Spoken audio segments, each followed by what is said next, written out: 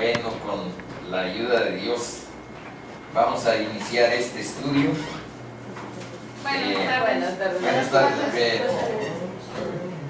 Es el estudio número 10 sobre la carta de los romanos, a los romanos de Pablo. Estamos analizando el capítulo 2, pero aquí está como un bosquejo para que sitúen desde el verso 18 del capítulo 1, pues estamos viendo cuál es la necesidad universal de la justicia de Dios. Los gentiles paganos, pues ahí están retratados desde el versículo 18 hasta el versículo 32. Los moralistas que se creen buenos y critican a otros, buenas tardes, pásale, están desde el versículo 2, desde el 1 del capítulo 2 hasta el 16, que vimos la semana anterior. Y hoy vamos a iniciar del versículo 17 al versículo 19 para terminar el capítulo 2. Esa es nuestra pretensión. ¿Qué dice este bosquejo? A grandes rasgos dice que en el capítulo 2, que es el que estamos estudiando, habla del juicio de Dios. Siempre es escalofriante pensar en él, en que habrá un día del juicio final, en el que todas las cosas que vemos pasarán a transformarse en un estado nuevo y eterno que será regido por Cristo. Y en ese juicio, pues, vimos estos criterios: que será hecho por Dios según verdad, según las obras, conforme al Evangelio, sin acepción de personas. Y hoy vamos a ver que ese juicio será de acuerdo a la realidad espiritual interior que cada uno de nosotros tenga, y no a distintas prácticas religiosas. Entonces, si aquí están los paganos, aquí están los moralistas, aquí están los judíos religiosos. En el versículo 17 vamos a ver que son un pueblo elegido por Dios, sabio porque es conocedor de su voluntad, son un pueblo de pedagogos. Esa es la palabra que en realidad está ahí en el griego, pero aquí dice enseñantes para facilitar mejor de qué estamos hablando. Y desde el versículo 25 hasta el 29 habla acerca de cuál es el verdadero significado espiritual de la circuncisión. Ese fue una especie como de señal, que Dios le dijo a Abraham que toda su descendencia tuviera, para tener como un sello en lo físico. Pero aquí vamos a ver que ya eso, cuando vino Cristo, quedó como abolido, y que de lo que se trata es de tener la identidad de Abraham en torno a la fe. Estos dos capítulos, el capítulo 1 y el capítulo 2, se podrían sintetizar o derivar, pues, todo el propósito de estos dos capítulos en este verso de Romanos 3:9, a donde dice: ¿qué pues? ¿Somos nosotros mejores que ellos? Está hablando como entre judíos. Y dice: en ninguna manera, pues ya hemos acusado a judíos y a gentiles que todos están bajo pecado. Entonces, en esta proclama que está haciendo Pablo en estos dos capítulos, pues está estableciendo una necesidad universal de la justicia de Dios. Los paganos que tienen su conciencia, hay que decir algo sobre la conciencia, que Dios está describiendo en estos versos y en estos del capítulo 2, cómo ha constituido al hombre, a todos los hombres, y cómo en la conciencia hay una obra dentro de ellos que los hace moralmente responsables. Así es que una persona que nunca ha oído el Evangelio y que nunca ha tenido oportunidad de leer la palabra de Dios, pues ni ese, según lo que estamos leyendo, puede reclamar ignorancia de la revelación de la ley moral de Dios. Porque aquí dice la palabra de Dios que hay una obra escrita en los corazones que nos señala el camino recto. Sin ley escrita, tienen una especie de compás moral en su conciencia. Todas las personas. Es universal la conciencia moral.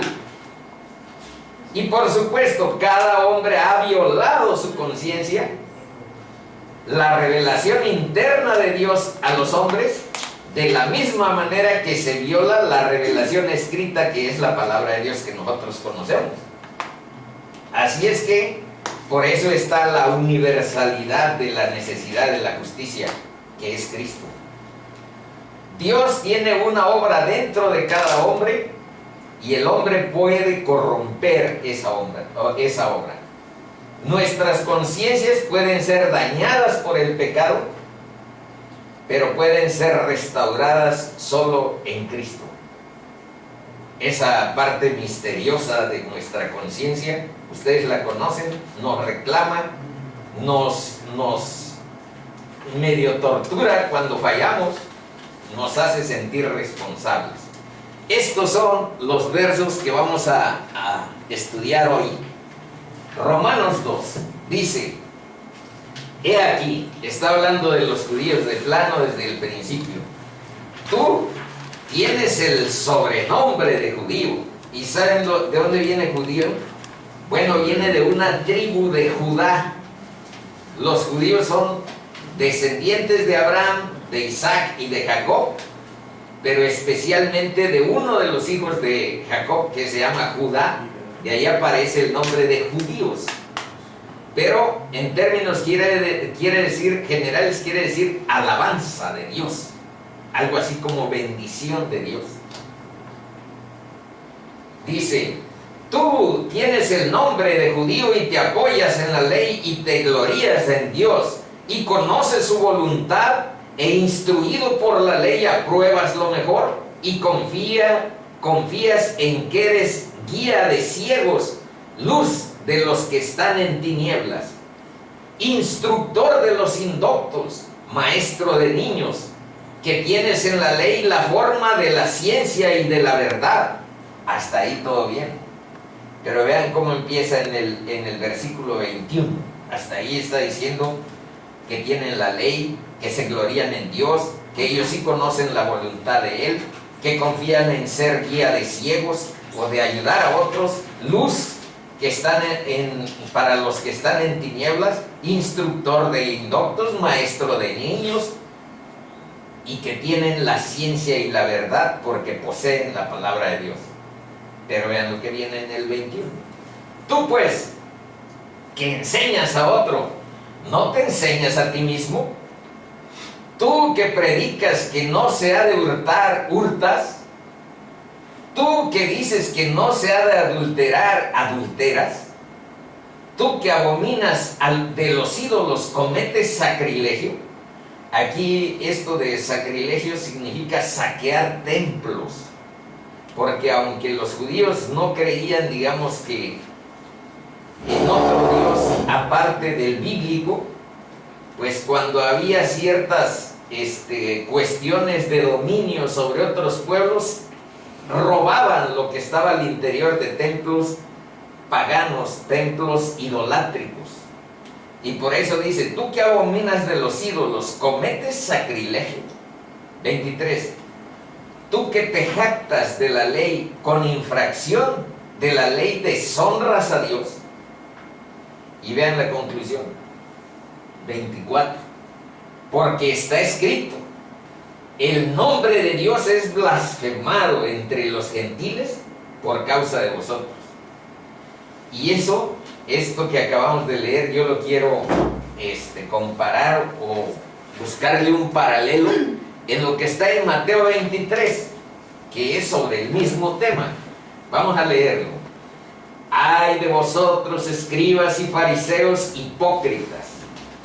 En la página 9 está la definición de hipócritas, pero pues ahí vean si la quieren ver, y si no, escúchenla. Está en la página 9, como en el quinto renglón. Dice, aquí la palabra hipócrita significa una especie como de comediante, un actor, alguien que está representando una impostura. Desempeña un papel, ese actor, ese hipócrita, desempeña un papel ajeno a su verdadera personalidad. Bueno, seguimos ahora acá. Dice, oh, ay de vosotros, escribas y fariseos hipócritas, porque limpiáis lo de afuera, del vaso y del plato, pero por dentro estáis llenos de robo y de injusticia. Fariseo ciego, limpia primero lo de dentro del vaso y del plato, para que también lo de fuera sea limpio. Ay de vosotros, escribas y fariseos hipócritas, porque sois semejantes a sepulcros blanqueados. Acuérdense que en alguna ocasión Pablo le dijo a un sumo sacerdote, pared blanqueada, porque le mandó que le dieran un golpe por acá en la boca, uno de los que estaban ahí, auxiliares del sumo sacerdote, y le dijo, pared blanqueada. Bueno, pues aquí estamos recordando algo parecido, porque sois semejantes a sepulcros blanqueados, que por fuera a la verdad se muestran hermosos, mas por dentro están llenos de huesos de muertos y de toda inmundicia. Así también vosotros, por fuera a la verdad os mostráis justos a los hombres, pero por dentro estáis llenos de hipocresía y de iniquidad. ¿Qué tópicos son los que pretendemos analizar? Tópicos quiere decir una especie como de líneas temáticas, así es que no se asusten por la palabra. Mi chiquito, que es el que no la ha utilizado nunca. Y también le anduve buscando cuál era la mejor palabra, si era la incongruencia de los líderes religiosos, pero fíjense que no. Si buscamos los campos semánticos de las palabras, el mejor término es inconsecuencia. Y quiere decir que no tiene relación entre lo que dicen y lo que hacen. No tiene consecución entre lo que dicen y hacen. Entonces ese es el primer tema que queremos ver. La inconsecuencia de los líderes religiosos entre lo que dicen y hacen. ¿Y por qué se da esa brecha, a veces abismal, entre lo que uno se atreve a proclamar y lo que uno está haciendo en nuestra vida concreta, real, práctica? Ese es el primer tópico que queremos asumir. El segundo, acerca de la severidad de estos propios líderes. ¿Qué significa la severidad? Pues que atan pesadas cargas difíciles de sobrellevar, pero las colocan sobre hombros ajenos. Ustedes carguen mientras yo voy muy chicho. Esa es la segunda línea, esa severidad de los líderes religiosos. Y la tercera, la ostentación religiosa. Ese es el culto, pero por las apariencias, sin realidad interior. La cuarta, o el cuarto tópico, ambicionar puestos de honor y superioridad. Bueno, eso es lo que queremos ver. Pero antes de iniciar a la primera, vamos viendo, porque aquí en orden, primero está judíos. Después de que veamos judíos, hay una sola diapositiva para ver de qué significa este pueblo. Y después entramos a estos temas. Primera diapositiva sobre judíos. Miren, en Génesis 12, 1, 3 es cuando Dios habla con Abraham. Y vean, no crean que está equivocado y que Abraham necesitaría escribirse así. No, primero se llama. Así se llamaba primero Abraham. Y después le dice Dios, cámbiate tu nombre porque serás tú como patriarca de muchos pueblos. Y le cambió el nombre también a Sarai, que se llamaba así su esposa, Sarai.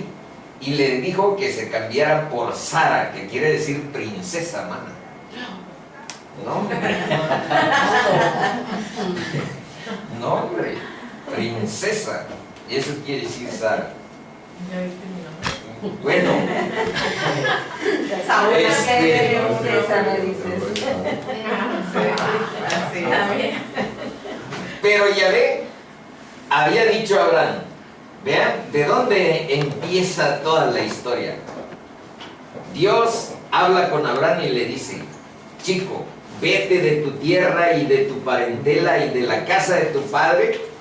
¿Y a dónde, Señor? A la tierra que yo te mostraré.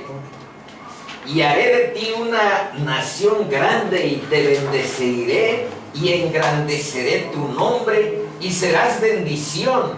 Bendeciré a los que te bendijeren y a los que te maldijeren maldeciré. Y serán benditas en ti todas las familias de la tierra. Ahora vamos a ver hasta el Nuevo Testamento que dice Pablo en Gálatas 3. Fíjense, así Abraham, ya pasaron muchos años, creyó a Dios. Se salió de su tierra y de su parentela, aunque no cumplió totalmente lo que Dios le dijo, porque se fue con un sobrino. Bueno, pero creyó a Dios y le fue contado por justicia. Ahora vean lo que dice Pablo. Sabed, por tanto, que todos los que son de fe, estos son hijos de Abraham. Ahorita hay una especie como de disputa entre los musulmanes y entre los judíos. Y los musulmanes y los judíos dicen que ellos son los hijos legítimos de Abraham. Y los dos se circuncidan, tanto los judíos como los musulmanes. Pero ahora vean lo que dice Pablo. Ahora bien, a Abraham fueron hechas las promesas y a su simiente. No dice a las simientes, como si hablase de muchos, sino como de una. No fue ni Isaac, no fue ni Ismael, que es el padre de los musulmanes, y también es hijo de Abraham, Ismael. Isaac es padre de los judíos, pero ahora vean cuál es la verdadera simiente de Abraham. No dice a las simientes, como si se a las simientes como si hablase de muchos, sino como de una. Y a tu simiente, a tu simiente. Y es un término singular el que está en los originales. Entonces aquí dice, bueno, estamos acá, la cual, esa simiente, la cual es Cristo. En Cristo es a donde serán benditas en ti todas las familias de la tierra. Y si vosotros, ahora vean, y si vosotros sois de Cristo, pues no es que lo andemos buscando. Estamos viendo lo que dice la palabra de Dios. Yo no tengo ninguna como propósito deliberado o enfocado a hacerme pasar como hijo de Abraham. Estoy solo constatando lo que dice la palabra. Y vean lo que dice. Y si vosotros sois de Cristo, ciertamente linaje de Abraham sois, y herederos según la promesa. Pero aquí esto sí es muy importante, esto de la promesa. Así es que enfóquense, porque más abajo tenemos que ver a qué se refiere. Está más abajo. Estas suposiciones que hace Pablo, vean a dónde están fundamentadas. Vamos a ver Juan 6:63 que dice: el Espíritu es el que da vida, la carne para nada aprovecha. Que seas tú hijo carnal de alguien, como todos los judíos sí son hijos carnales. Bueno, aquí estamos viendo que hay otra decisión de Dios respecto a esto. Dice: las palabras que yo os he hablado son espíritu y son vida. ¿Y en qué más se basa esto que aquí dice Pablo? Vean lo que dice Hebreos 1:2. En estos postreros días, Dios nos ha hablado por el Hijo, a quien constituyó heredero de todo y por quien asimismo hizo el universo. Esta es la razón por la que esto que dice Pablo es lo válido de acuerdo a la palabra de Dios. Hay otro que vamos a ver, Mateo 3:9, es cuando está Juan el Bautista en su ministerio diciéndoles a los judíos: raza de víboras, arrepentidos, ¿qué van a hacer con el juicio venidero? Y les advierte: y no penséis decir dentro de vosotros, ese es Mateo 3:9, Abraham tenemos por padre, porque yo os digo, dice Juan el Bautista, que Dios puede levantar hijos a Abraham aún de estas piedras. Y ahora vamos a ver cuál es la promesa que Dios le hizo a Abraham y la bendición en que abarcaría a todas las familias de la tierra. Primera de Juan 2:25. Y esta es la promesa que Él nos hizo. Por eso sí es muy importante de lo que estamos hablando. Y esta es la promesa que Él nos hizo: la vida eterna. Y hay un verso que también incluí, que pertenece a Mateo 21:43, para que ubiquen esto de que vino a ser Cristo, lo que dice en Hebreos: a quien constituyó heredero de todo y por quien asimismo hizo el universo. Bueno, vean lo que dice Mateo 21:43, es la palabra de Cristo. Dice: por tanto os digo que el reino de Dios será quitado de vosotros. Está hablando con los líderes religiosos de Israel.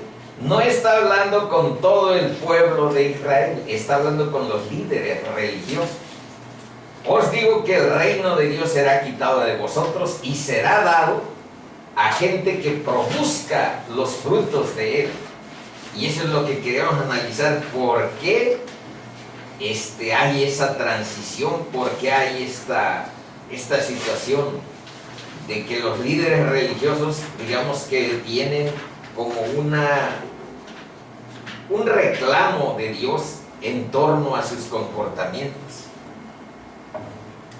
Veamos aquí, dice, pregunta: ¿de qué te sirve tener la ley, la quinta esencia del conocimiento y la verdad, sin el poder para una conducta acorde con lo que se conoce?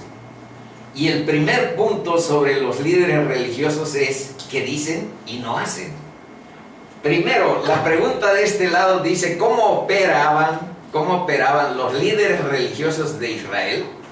Y en muchas ocasiones operan los líderes religiosos en el día de hoy. Y aquí vamos a ver cómo opera Dios para salvar, santificar y redimir a los pecadores. Entonces aquí está lo humano, aquí está lo divino.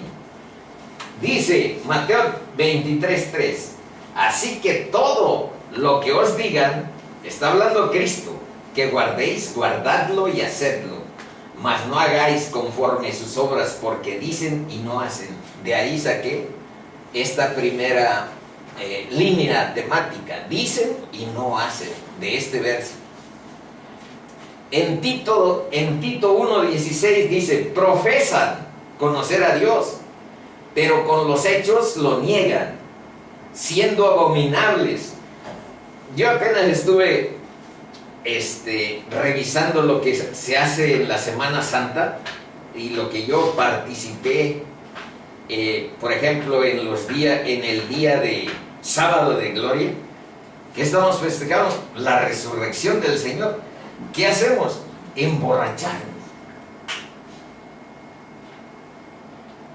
Yo eso hacía. ¿Y qué supone eso? Profesar conocer a Dios, pero con los hechos negar que estamos creyendo en la resurrección. Siendo abominables y rebeldes, reprobados en cuanto a toda buena obra. Y Salmo 50, 16, 17 es un poco más duro. Pero al malo dijo Dios, ¿qué tienes tú que hablar de mis leyes? ¿Y qué tomar mi pacto en tu boca? Pues tú aborreces la corrección y echas a tu espalda mis palabras. Salmo 50, versos 16 y 17. ¿Y cómo opera Dios frente a estas debilidades que todos los humanos tenemos? Vean cómo opera Dios. Primero, este es un verso conocido, solo se los voy a repetir. Dice, os daré corazón nuevo y pondré espíritu nuevo dentro de vosotros, y quitaré de vuestra carne el corazón de piedra y os daré un corazón de carne, y pondré dentro de vosotros mi espíritu. Solo con esa transformación, solo con esa cirugía a corazón abierto que hace Dios, dice, vean lo que dice, entonces haré que andéis en mis estatutos y guardéis mis preceptos y los pongáis por obra. ¿Qué debemos hacer para salvar esa brecha a veces abismal entre el decir y hacer? Dejar nuestras manos en el Redentor, que sea Él el que nos guíe y que nos empodere. Sin el poder de Dios en nuestra vida, somos enclenques, endebles y totalmente erráticos. Lucas 24:49. Vean otra parte. Ya estamos en el Nuevo Testamento. He aquí, les dice Cristo, yo enviaré la promesa de mi Padre sobre vosotros. La promesa de mi Padre sobre vosotros es el Espíritu Santo que los guíe. Y no es un concepto, y no es una imaginación, es la realidad poderosa de Dios que puede llegar a tu vida y transformarla. Dice, pero quedaos, no les dice ya váyanse a lo ranchero y como puedan, siendo que Pedro lo había negado 3 veces, siendo que todos los demás, Juan, Jacobo, andaban miedosos, escondiéndose de los demás, no tenían el poder de Dios en sus vidas. Y vean lo que les advierte, dice, pero quedaos, chicos, no se vayan, quedaos en la ciudad de Jerusalén hasta que seáis investidos de poder desde lo alto. Esa es la diferencia entre un líder que busca su manutención, su influencia, su poder, su forma de seguir en torno a una determinada forma de religión y tener pues la experiencia de que Cristo nos da. He aquí, yo enviaré eso hasta que seáis investidos de poder desde lo alto. Es poder contra el pecado, es poder contra el mundo y sus influencias, es poder contra Satanás, No es un poder como de Superman. Es poder para tu santificación y para tu salvación. Eso es la diferencia. Hechos 1:8. Este verso ahí lo estuvimos revisando cuando estudiamos este libro. Dice algo semejante: pero recibiréis poder cuando haya venido sobre vosotros el Espíritu Santo.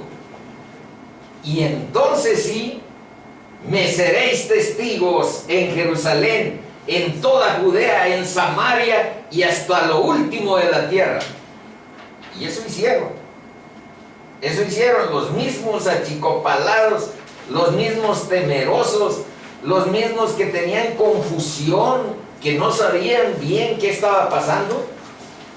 Esos mismos fueron los que transformaron el mundo, pero no por su poder carnal, sino por la presencia del Espíritu Santo en sus vidas. Página 5. Dice algo más sobre ese poder. Dice 2 de Timoteo 1:7, porque no nos ha dado Dios espíritu de cobardía, sino de poder, de amor y de dominio propio. Y aquí están mis comentarios. Dice: Dios, como creador absoluto de todo cuanto existe, crea un punto de encuentro de Dios con el hombre y del hombre con Dios. Cristo es para siempre ese lugar de encuentro. La salvación es una obra de nueva creación que solo Dios puede hacer y hace. Nosotros no podemos determinar los tiempos. Nosotros no podemos solo dar nuestro testimonio y buscar en la palabra la iluminación de eso que pasa en nuestras vidas. Pero los tiempos son de Dios y Él es el que hace la obra. Nosotros damos nuestro testimonio de que lo que dice la palabra es verdad y de que lo que es el Evangelio es el medio que Dios dispuso para que cuando tú aceptes obedecerlo y seguirlo, porque el Evangelio es Cristo Jesús, entonces hay esa experiencia. ¿Cuánto tiempo va a durar de los que faltan? Dios es el que determina y dispone a voluntad y soberanía propia los tiempos, ningún otro. Hay un verso en Juan 1:12 que dice: sin voluntad de varón, sin voluntad de varón, nos hace hijos a los que aceptamos y recibimos a Cristo. ¿Cómo lo recibimos? Como Señor, como Salvador. El que cree queda definitivamente establecido y unido a Cristo, afincado en Dios. Y vean, porque hay un solo Dios y un solo mediador. ¿Y por qué hay uno solo? Porque el mediador entre Dios y los hombres necesita ser Dios. Y el mediador entre Dios y los hombres necesita haber sido hombre, ser Dios y ser hombre. Y nadie más lo ha sido. Nadie. Solo Jesucristo es el único mediador. Ahora, la gracia, entonces, estamos aquí buscando la explicación de cómo opera Dios para salvar, santificar y redimir a los pecadores. Bueno, la gracia es una experiencia de regeneración vital y renovación espiritual. Aquí podrás ser muy religioso, pero no eres regenerado. Y es Dios el que regenera, el que da nueva vida. Y eso es lo que aquí se explica. Dice: se produce nueva vida. Ese está en Efesios 2:1, donde dice: y Él os dio vida a vosotros cuando estabais muertos en vuestros delitos y pecados. Llegamos a participar de la naturaleza divina, cuando tenemos esta experiencia de regeneración. Nadie se atrevería en su sano juicio a decir: yo, ser pecador, inmundo, oscuro, debilucho, he participado de la naturaleza divina. Pues ¿de cuál fumaste? Diríamos, con razón. Pero no es un afán que alguien quiera asumir. Es tratar de encuadrarnos en lo que dice la palabra de Dios cuando pasa una experiencia de esta naturaleza. Y vean lo que dice la palabra: no alguien que tenga una intención deliberada de pasar a esto que de serlo pareciera una especie de infamia o de cosa oscura. Lo dice la palabra en 2 de Pedro 1:4, dice: por medio de las cuales nos ha dado preciosas y grandísimas promesas, para que por ellas llegases a ser participantes de la naturaleza divina, habiendo huido de la corrupción que hay en el mundo a causa de la concupiscencia. Dios, a quien ama, lo santifica, y esa cierta lejanía de las pasiones del mundo es Dios el que determina que la tengamos, que la vivamos.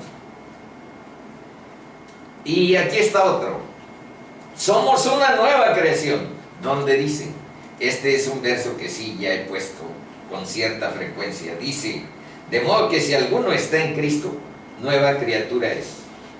Las cosas viejas pasaron, he aquí todas son hechas nuevas. Dios hace. Creo que quedó bien la canción de Renuévame, Señor Jesús. De eso habla esta palabra que estamos viendo. Con Cristo hay un aspecto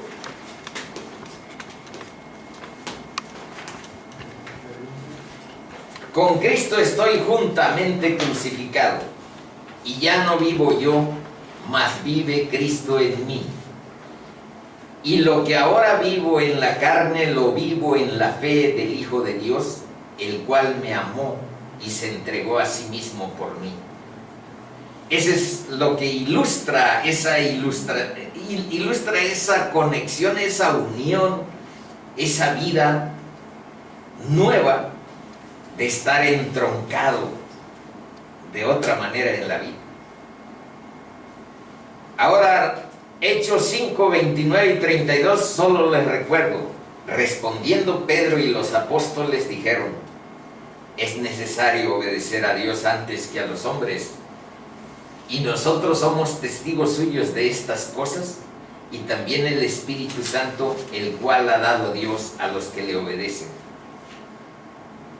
Una y otra vez aparece esta figura del Espíritu Santo a quienes le obedecen. Mas Pedro y Juan respondieron.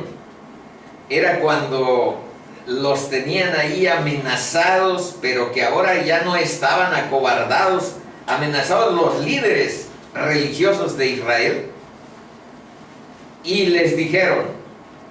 Mas Pedro y Juan respondieron diciéndoles, porque les estaban diciendo que no predicaran sobre ese nombre, sobre el nombre de Jesús ya nada, y que no le estuvieran diciendo a la gente que ellos eran los responsables de haberlo crucificado.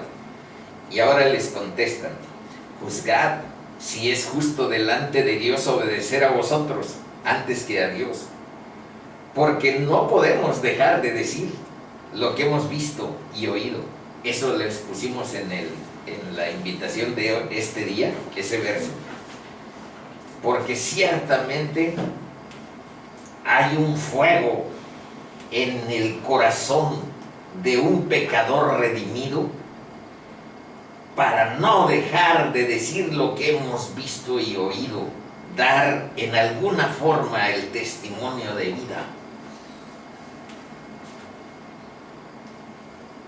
Dice: la gracia es la experiencia cristiana de una gracia sustentadora. Esto se refiere que cuando hay esta intervención de Dios en salvar, en santificar y redimir a los buenos, a los muy morales. Bueno, por supuesto que lo puede hacer con muy morales, pero aquí estoy hablando de pecadores inmundos, a los que Dios salva, a los que Dios santifica y a los que Dios redime por su buena voluntad, por el amor que tiene por su creación. Y ahora veamos esta parte. Dice que esa gracia es una experiencia sustentante, de gracia sustentante, que quiere decir que tiene cierto poder para sostenerte. Y algunos versos que lo dicen son Filipenses 4:13. Todo lo puedo en Cristo que me fortalece. Y en Romanos 5:5 nos dice que nos habilita para tener comunión, koinonía, fraternidad con otros. Y la esperanza no avergüenza, dice, porque el amor de Dios, el amor ágape, ha sido derramado en nuestros corazones por el Espíritu Santo que nos fue dado. Santiago 4:6 dice, pero Él da mayor gracia. Por eso dice Dios resiste a los soberbios y da gracia a los humildes. La palabra gracia, aparte de la significación que tiene relacionada con el regalo inmerecido que Dios nos da, dándonos la redención de nuestros pecados, el perdón de nuestros pecados, aquí significa poder frente a cualquier adversidad, especialmente las que les mencioné, pecado y tentaciones. Por último, 1 Corintios 1:30, por Él estáis vosotros en Cristo Jesús, el cual nos ha sido hecho por Dios sabiduría, justificación, santificación y redención. Punto número 2. La inconsecuencia de los líderes religiosos respecto a severidad, que atan pesadas cargas difíciles de sobrellevar y las colocan sobre hombros ajenos. En Mateo 23:4 dice justamente eso, y las ponen sobre los hombros de los hombres, pero ellos ni con un dedo quieren moverlas. Hechos 15:10. Ahora pues, ¿por qué tentáis? Está lo que se llama el Concilio de Jerusalén, a donde los líderes de la iglesia cristiana, no del Sanedrín del judaísmo, sino del cristianismo nuevo, a donde está Santiago como líder, Pedro, Juan, Jacobo ya no está, y ahí están viendo si hay necesidad de que se circunciden los cristianos y de que cumplan la ley como algunos querían. Y vean lo que dice: ahora pues, ¿por qué tentáis a Dios poniendo sobre la cerviz? Aquí esta es la cerviz de los discípulos un yugo que ni nuestros padres ni nosotros hemos podido llevar. Porque ha parecido otro. Hechos 15:28 dice: porque ha parecido bien al Espíritu Santo y a nosotros no imponeros ninguna carga más que estas cosas necesarias. ¿Y saben lo que dijeron en el Concilio de Jerusalén? Dijeron que no comieran de ahogado, ni cosas de sangre, ni lo que se ofrecía a los ídolos, ni fornicación. Esas 4 cosas no más les impusieron a los creyentes. ¿Cómo opera Dios en torno a esas cargas difíciles de sobrellevar? Y que es el yugo religioso frente a lo que determina Dios. Dice en Juan 6:28-29, entonces le dijeron: ¿qué debemos hacer para poner en práctica las obras de Dios? Respondió Jesús y les dijo: esta es la obra de Dios, que creáis en el que Él ha enviado. La semana pasada, Patti quería que hiciéramos, por lo que oí, más énfasis en obras concretas, pero aquí lo que vimos es que la palabra de Dios dice que primero te salves. Esa es la verdadera obra importante en relación con Cristo, que primero te salves y con esa salvación hacer las obras que Dios determina, y por supuesto que nos salva para buenas obras. Juan 1:12, esta es la que les decía de la potestad de ser hijos de Dios. Mas a todos, vean qué requisitos pone. Mas a todos los que le recibieron, gracias, creo que no está bien programado este. ¿Sí? Juan 1:12. Está haciendo mucho calor. Mas a todos los que le recibieron, a los que creen en su nombre, les dio potestad de ser hechos hijos de Dios. Vean los requisitos del cristianismo: es creer en Cristo. Nada más hay que profundizar en qué significa creer en Cristo. En el versículo anterior dice que creáis en el que Él ha enviado, y aquí dice los que le recibieron. Y más abajo está otra vez ahora Cristo hablando: venid a mí, todos los que estáis trabajados, llevad mi yugo sobre vosotros. Estoy rápido porque ha aparecido. Soy manso y humilde de corazón, y hallaréis descanso para vuestras almas, porque mi yugo es fácil y ligera mi carga. Entonces, los requisitos, ahí ustedes compárenlos y vean a dónde está la inconsecuencia. La ostentación, aquí está, dice un verso: ¿qué hacen los líderes religiosos y qué sustenta a Dios? Primero Lucas 11:52, ay de vosotros, intérpretes de la ley, porque habéis quitado la llave de la ciencia, vosotros mismos no entráis, y a los que entraban se lo impedisteis. Segunda de Timoteo 3, los versículos 4 y 5 dicen: traidores, impetuosos, infatuados, amadores de los deleites más que de Dios, que tendrán apariencia de piedad, pero negarán la eficacia de ella. A estos evita. Mateo 23:15. Ay de vosotros, escribas y fariseos hipócritas, porque recorréis mar y tierra para ser un prosélito, y una vez hecho lo hacéis 2 veces más hijo del infierno que vosotros. Bueno, Santiago 1:27, aquí por el lado amable de Dios,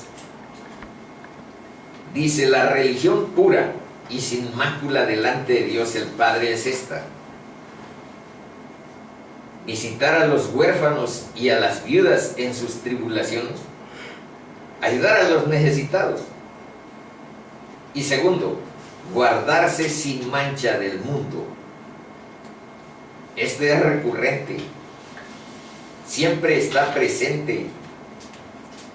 Bueno, y ahora vean lo que dice Primera de Samuel 16:7 y 15:22. Los leo. Y Yahvé respondió a Samuel: no mires a su parecer, ni a lo grande de su estatura, porque yo lo desecho. Fue Samuel a la casa de Isaí, que era el padre de David, para ungir a un nuevo rey. Y entonces vio a los hijos de Isaí, y había unos altos, guapos, fornidos, y pensó: pues este debe de ser el que me mandó Dios a ungir como rey. Tiene pinta, está alto, guapo. Y vean lo que les dice: no mires a su parecer ni a lo grande de su estatura, porque yo lo desecho. Porque Yahvé no mira lo que mira el hombre, pues el hombre mira lo que está delante de sus ojos, pero Yahvé mira el corazón. Y ahora vean lo que dice el 15:22.